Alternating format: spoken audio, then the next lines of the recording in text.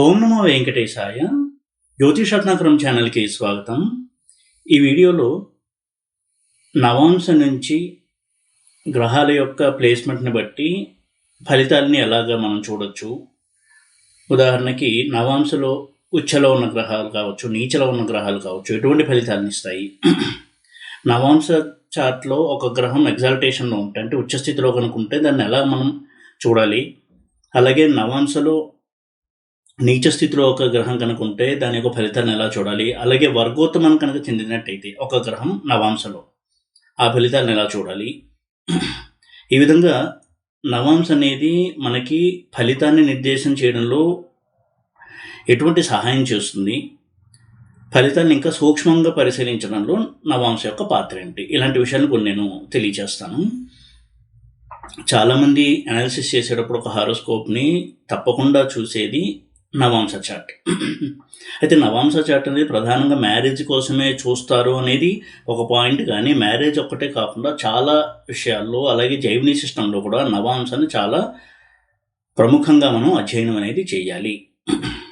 నవాంశ అంత ముఖ్యమైనటువంటి చార్ట్. స్థూలంగా అసలు నవాంశ అంటే ఏంటి అనేది కనుక చూసినట్టయితే, అలాగే నవాంశాన్ని ఎలా మనం ప్రిపేర్ చేయొచ్చు, నవాంశ చార్ట్ని ఎలా మనం తయారు చేయొచ్చు అనేది చూసినట్టయితే, ప్రతి రాశి యొక్క సూక్ష్మమైన అంశాలని తెలియచేసేది నవాంశ. ఇది D9 చార్ట్ కూడా అంటారు. అంటే అంటే ఇక్కడ 9 అని అర్థం తీసుకోవాలి. 9 అంశాలు కలిగినటువంటి చార్ట్. దాన్ని ఎలా అర్థం చేసుకోవాలి. ఉదాహరణకి నవాంశ చార్ట్ని ఎలా ప్రిపేర్ చేస్తామనేది కనుక చూసినట్టయితే, ఒక రాశి 30 degrees ఉంటుంది. ప్రతి రాశిని కూడా 9 భాగాలు కనుక చేసినట్టయితే ఒక్కొక్క భాగము నవాంశలో ఒక్కొక్క రాశి అవుతుంది.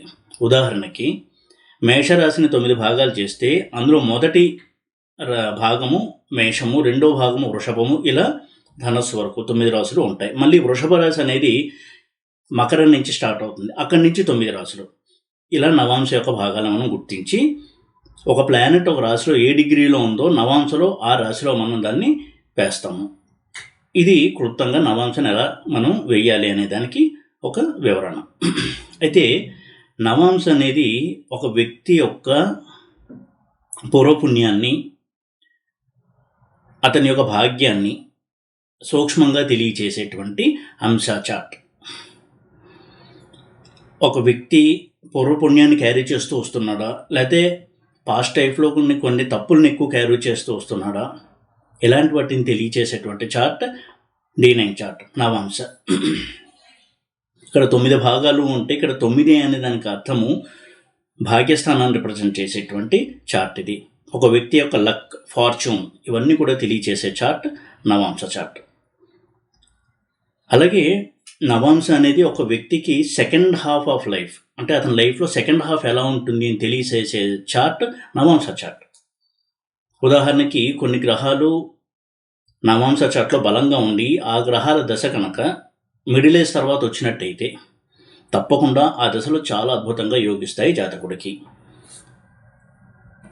అందుకే ఏదైనా సరే ఒక గ్రహము రాశి చార్ట్లో ఉచ్చస్థితిలో నీచస్థితిలో లేకపోయినా నవాంశలో కనుక ఉచ్చలో ఉన్నట్టయితే చాలా బలాన్ని కలిగి ఉంటుంది. అటువంటి వ్యక్తికి ఆ సెకండ్ పార్ట్ ఆఫ్ లైఫ్, అతని జీవితంలో సెకండ్ హాఫ్ చాలా అద్భుతంగా ఉంటుంది. లైమ్ లైట్లోకి రావడము, అతన్ని అందరూ గుర్తించడము, అతని పూర్వపుణ్యానికి కలిగినటువంటి ఫలాలను అనుభవించడము, ఇవన్నీ కూడా జరుగుతాయి నవాంశలో కనుక గ్రహం ఉచ్చలో ఉన్నట్టయితే, ఆ గ్రహ దశ వచ్చినప్పుడు. ఈ విధంగా నవాంశ చాలా చాలా విషయాలు తెలియజేస్తుంది. క్లుప్తంగా కొన్ని విషయాలని వీడియోలో చెప్పే ప్రయత్నం చేస్తాను, నిడివి ఎక్కువ కాకుండా.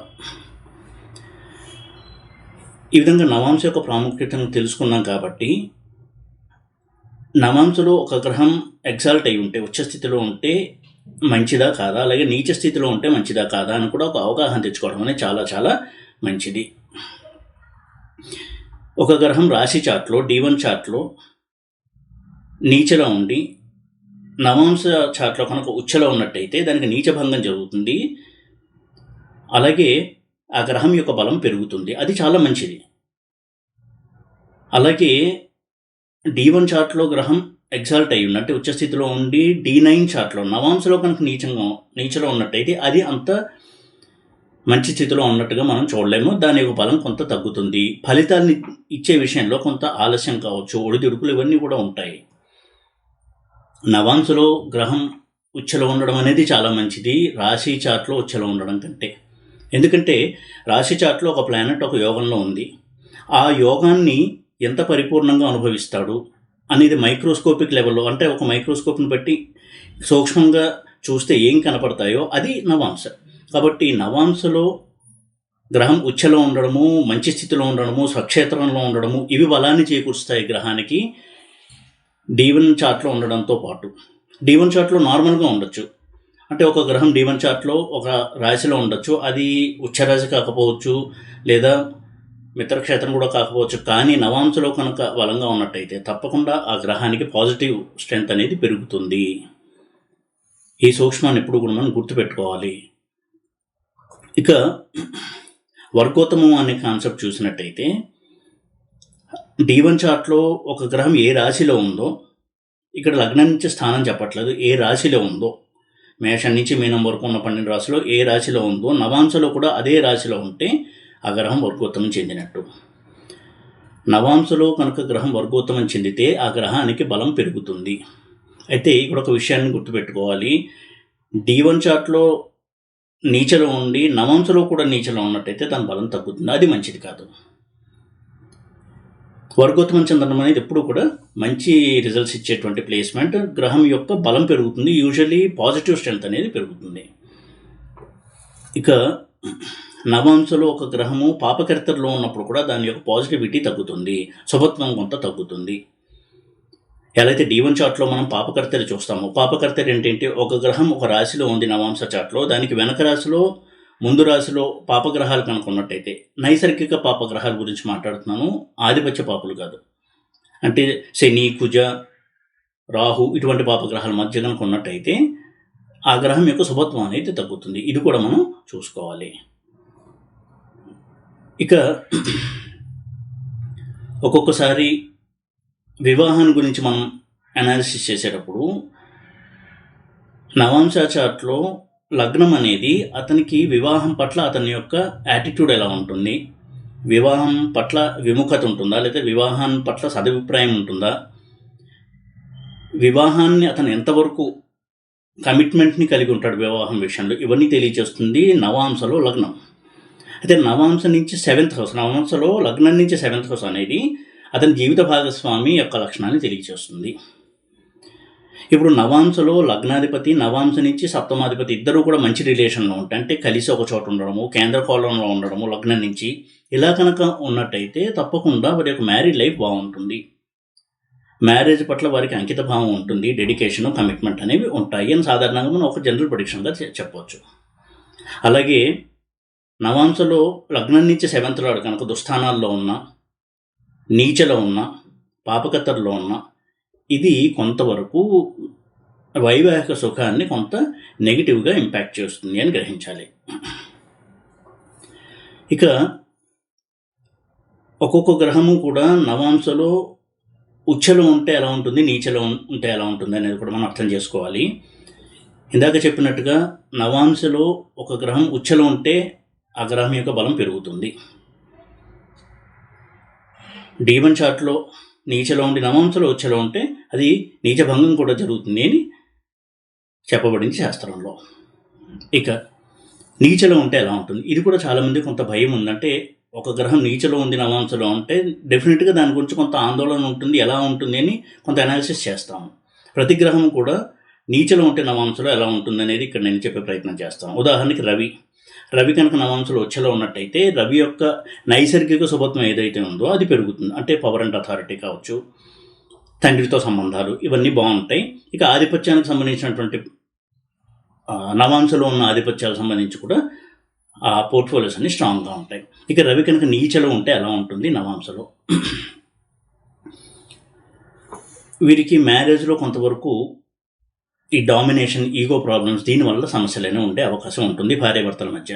ముఖ్యంగా ఈ రవి కనుక నవాంశ లగ్నం మేషమయ్యి సప్తమంలో తొలలో కనుక నీచలో ఉంటే మ్యారీడ్ లైఫ్ డిస్టర్బ్డ్గా ఉంటుంది.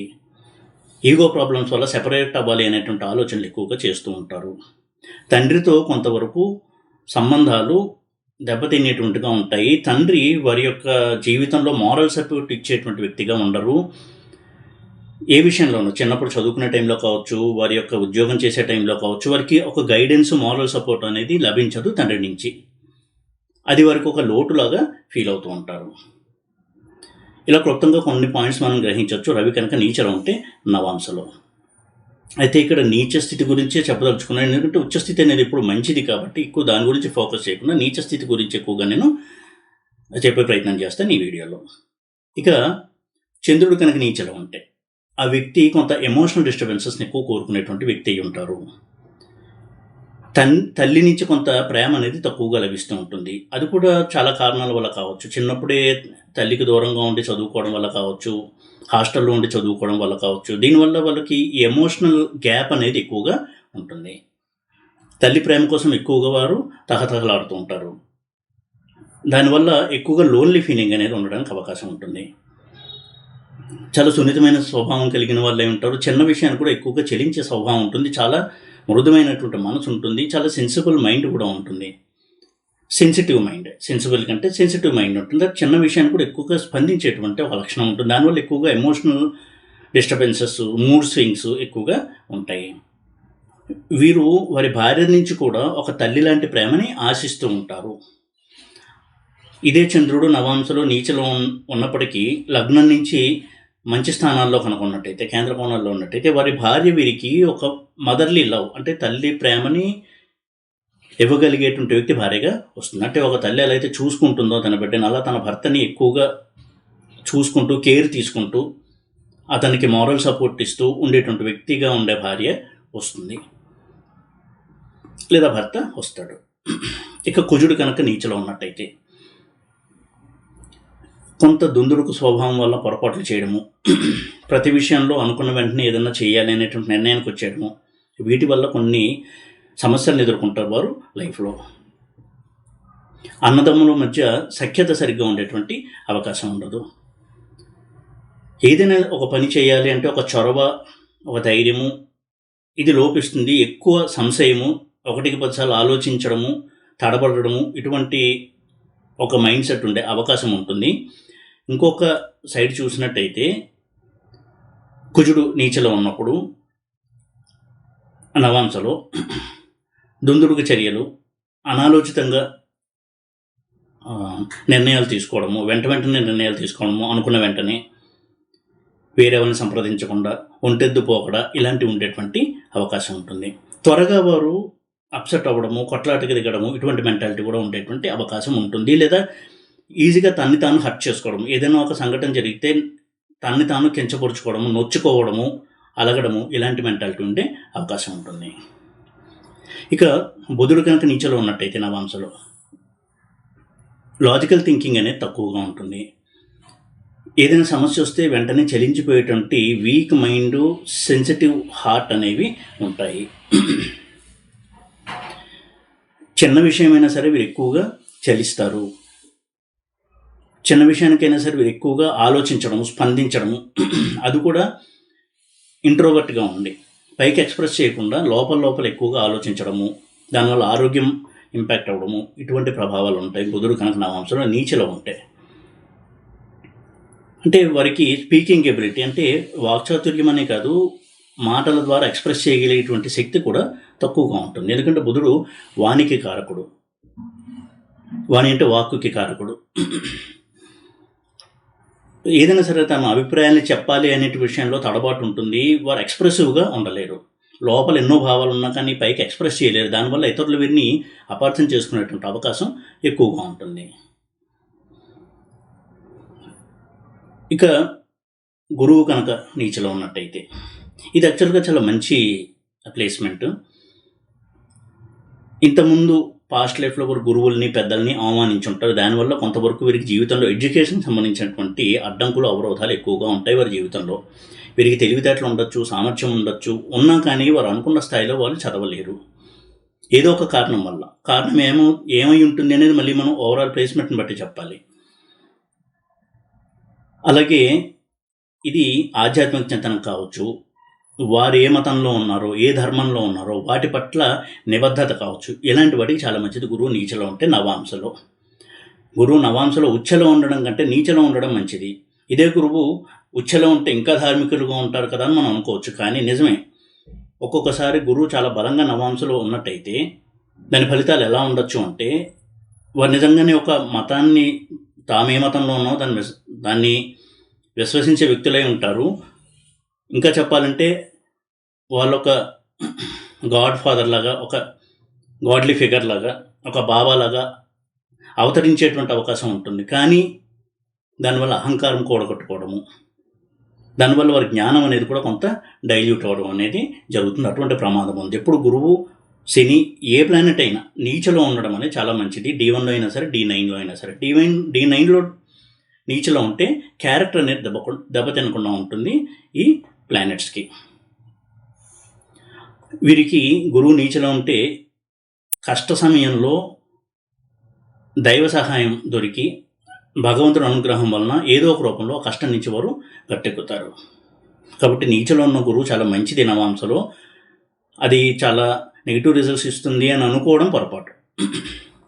ఇక శుక్రుడు నీచలో ఉంటే నవాంశలో మ్యారేజ్లో ప్రాబ్లమ్స్ ఉంటాయి, రిలేషన్షిప్ ప్రాబ్లమ్స్ ఉంటాయి, మల్టిపుల్ రిలేషన్స్ ఉంటాయి, బ్రేక్ అవుతూ ఉంటాయి, లవ్ అఫేర్స్ బ్రేక్ అవుతాయి, భార్యాభర్తల మధ్య కూడా మిస్అండర్స్టాండింగ్స్ ఎక్కువ ఉంటాయి. అలాగే అమ్మాయిలకు అనుకున్నట్టయితే భర్త వేరే స్త్రీలతో పరిచయాలు పెట్టుకోవడం వల్ల వీరికి కొంత మానసికంగా ఆందోళన కలగడము, ఇలాంటి విషయాలు చాలా ఉంటాయి.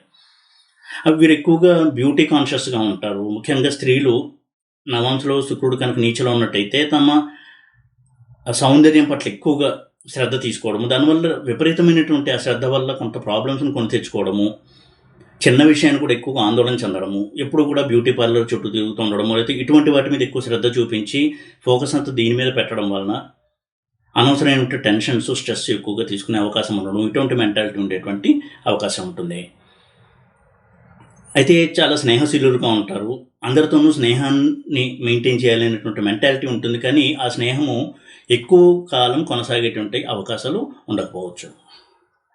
ఇక శని కనుక నీచలో ఉన్నట్టయితే నవాంశలు, కర్మకారకుడిని శని ఎప్పుడైతే నవాంశలో ఉన్నాడో దాని అర్థం ఏంటి అంటే వారి కెరియర్ కొంత స్లోగా ఉంటుంది గ్రోత్, కానీ చిన్న స్థాయిలో స్టార్ట్ అయ్యి ఉన్నత స్థానాన్ని చేరుకుంటారు. హార్డ్ వర్క్, స్వయం కృషి, దీనివల్ల వారు వృత్తిలో రాణిస్తారు. నిజాయితీ ఉంటుంది, కమిట్మెంట్ ఉంటుంది, డెడికేషన్, ఇవన్నీ కూడా ఉన్నటువంటి వ్యక్తులుగా ఉంటారు శాటర్న్ కనుక నీచలో ఉన్నట్టయితే. అందుకే శాటర్న్ నీచలో ఉన్నటువంటి వ్యక్తులు ఎప్పుడూ కూడా ఎక్కువ జాబ్స్ స్విచ్ అవ్వరు, మారరు. ఒక జాబ్లోనే ఉంటూ ఎదుగుతారు. చిన్న స్థాయిలో ఆ జాబ్లో జాయిన్ అయ్యి ఆ కంపెనీలో చాలా ఉన్నత స్థానానికి ఎదుగుతారు అదే కంపెనీలో. కాబట్టి శని కూడా నీచలో ఉండడం నవాంశలో చాలా చాలా మంచిది ఈ కోణంలో చూసినట్టయితే. ఇక రాహు నీచలో ఉన్నట్టయితే, ఇక ఏ ఇల్లు అయింది లగ్నం నుంచి, నవాంశ లగ్నం నుంచి ఆ రాశి అనేది కూడా మనం చూడాలి. తమ యొక్క ఆశలు, కోరికలు, దీన్ని నెరవేర్చుకునే క్రమంలో జీవితంలో ఎంతో శ్రమిస్తారు, కానీ వాళ్ళు అనుకున్నంత సాధించలేకపోతారు. ఆ డిసప్పాయింట్మెంట్, ఆ నిరాశ నిస్పృహలు వెళ్ళి చాలా వరకు కొనుగదీస్తూ ఉంటాయి. అలాగే బిజినెస్లో కావచ్చు, చేసేటువంటి వృత్తి వ్యాపారంలో కొంత మోసానికి గురవ్వడము, అలాగే జీవిత భాగస్వామి చేతిలో కూడా మోసపోయాను అనేటువంటి ఒక ఫీలింగ్కి రావడము, వివాహం కూడా పెద్దలకు ఇష్టం లేని వివాహం చేసుకోవడం వల్ల కొంతవరకు పేరెంట్స్కి దూరం అవ్వడం వివాహం తర్వాత, ముఖ్యంగా 7th హౌస్లో రాహు కనుక ఉండి నీచలో ఉన్నట్టయితే ఇలాంటి ఫలితాలు కొంతవరకు మనం ఊహించవచ్చు. ఇక కేతు కనుక నీచలో ఉన్నట్టయితే నవాంశలో మ్యారేజ్లో ఫ్రిక్షన్ ఎక్కువ ఉంటుంది.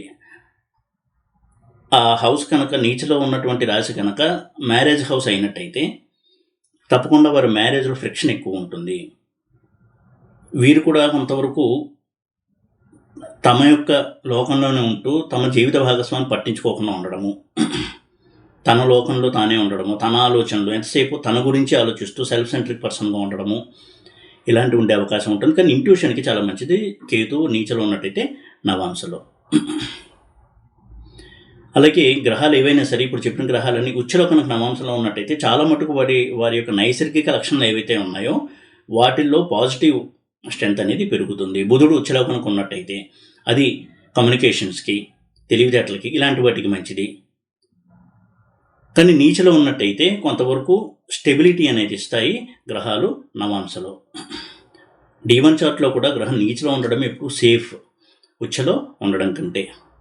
ఈ విధంగా నవాంశలో ఉన్న ప్లానెట్స్ని కూడా అనలైజ్ చేసి మనం మరింత కొంత సూక్ష్మంగా ఆ గ్రహాల యొక్క తత్వము, అవి ఇచ్చే ఫలితాల విషయంలో వాటి యొక్క ధోరణి ఎలా ఉంటుంది, ఇవన్నీ కూడా మనం అర్థం చేసుకోవడానికి వీలవుతుంది ఇలాంటి పాయింట్స్ని మనం దృష్టిలో పెట్టుకుని కనుక స్టడీ చేసినట్టయితే.